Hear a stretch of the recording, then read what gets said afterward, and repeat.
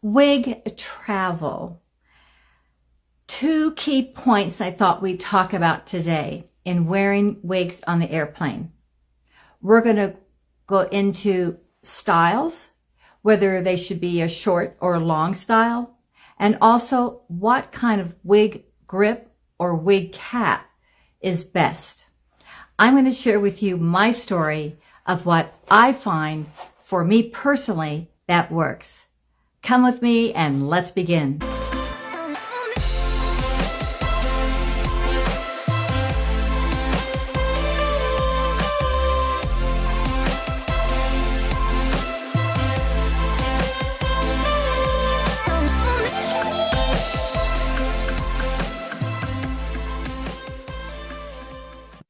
Travel. I travel internationally. I'm a retired flight attendant, so I still travel the world, and I'm on the planes for a long time. And even within the US, constantly I'm at different airports and I'm sitting for hours before I make my next flight. So bottom line, I'm wearing these wigs all day, 10, sometimes up to 17 or 18 hours. So I'm going to share with you what works. But first, what you need to determine is how much hair do you have? Or if you still have very fine fibers or very thick hair, that makes a difference. Number one, if you have thick hair, you probably don't even need a wig grip. You most likely can just put the wig on. Now, you're all familiar, I'm sure, that they have things that you can sew inside your own wig, whether it's synthetic or it's human hair, that you sew into the cap, which bottom line keeps your wig on. You don't need a wig grip. And that are these metal clips like this. You can buy these and sew them in. Usually women will put them sew here and here, as well as maybe on the back. But also they have these metal combs that you can also choose to sew in. And let me show you what they look like. They look like this, right? And you can easily sew these in. Most likely these work very, very good actually in the back, the nape, because it goes over your little ponytail, up and under and up. Now, I find that with my human hair wigs, I don't really like these snaps. I learned from toppers, because mostly toppers come this way with these metal clips. They're like a comb. I just found that after a while, the clip, it just was pressing too hard actually on my scalp and I would get a headache. So I actually prefer just sewing in this natural, you see how light these are? It's so soft and so gentle.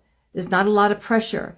And I'll sew one on either side and then in the back.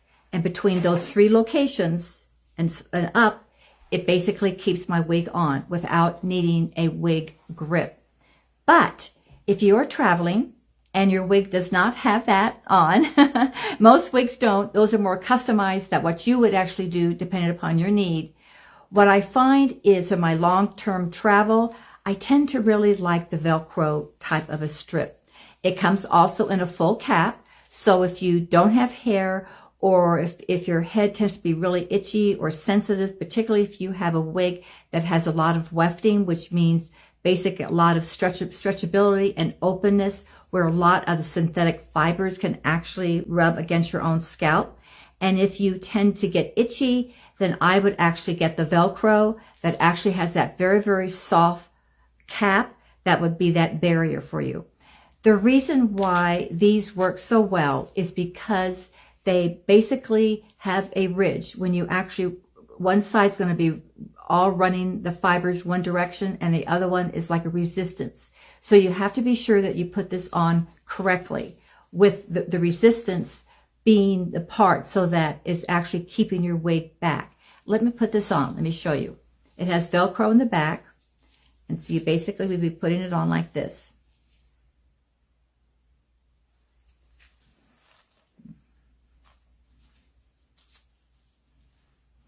And then go up, and I always pull my ears out. Make sure that this is nice and flat and even. You see, just like this. Pull this back so the little bit of your own hairline is on display or showing. Now, I find that these are the most comfortable for me, but for me personally, when I travel, I do an extra step. And that is, I put 2 bobby pins here, one here and here, and then in the back, I cross 2 bobby pins in the back. Most people don't need to do this. I personally need to do this because I tend to have longer hair, because if the shorter the hair, the less it's rubbing against your clothing or whatever, and it kind of stays in place.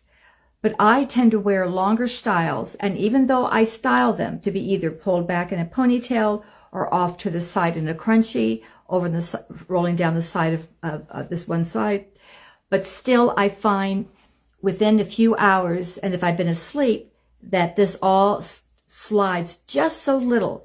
But this is because of my own natural fibers. I have very, very thick hair.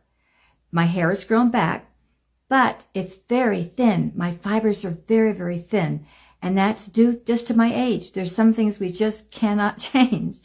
And so I find that these grips, and even the plastic grips, even these plastic grips, the same thing. I've tried these too. In fact, this slips more using these plastic than it does using the Velcro. So the fabric wig grips is a must for me, but I follow up with those bobby pins to really secure it. When I do the bobby pin routine, it never slips back. And then you basically would be putting on your wig and it would be secure. And then also just a little wisdom. The shorter the style of the wig, the less hassle you're going to be. But for those of you like me that still think we are young, which we're not, and I'm used to having longer hair, I always pull it in a scrunchie. And yes, it does get kind of a little messy looking. And when I get off my trip, I always go into the restroom and I'll have to kind of recomb it, re-put in the scrunchie again. But at least I don't have to take off my wig. At least it's still solid and fits down perfectly. Compared to if you had a shorter wig, you get off the plane and you just kind of do this with your hands and you'll look perfect. So that gives you a little bit of background on travel of what my experience is as far as what to wear, as far as to secure your wig so that it will stay on the entire trip. Have a great day. I do hope you subscribe, make some comments, ask some questions, for after all, woman to woman, we take each other's hand, and we each are trying to help each other through this wonderful world of wig land. Have a great day.